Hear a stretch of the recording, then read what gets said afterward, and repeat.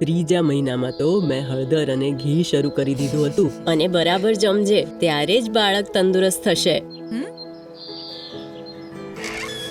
આ જુઓ, તમારા બાળપણના કપડાં માએ આપણા બાળક માટે સાચવીને રાખ્યા છે.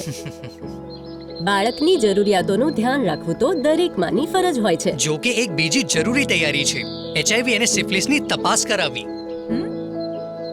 તપાસ? હા માં, ગર્ભાવસ્થામાં બાકી તપાસની સાથે સાથે સિફિલિસ અને HIV ની તપાસ બને તેટલી જલ્દી કરાવવી ખૂબ જ જરૂરી છે. એકદમ સાચું કહ્યું. ગર્ભાવસ્થામાં બને તેટલી જલ્દી HIV અને સિફિલિસની તપાસ જરૂર કરાવવી, જેથી બાળકને HIV અને સિફિલિસના ચેપથી બચાવી શકાય અને માં અને બાળક બંનેને એક સ્વસ્થ અને લાંબુ જીવન મળી શકે.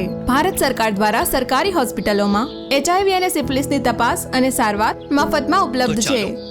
તો ચાલો સાથે મળીને કરીએ એક સુરક્ષિત આવતીકાલની તૈયારી.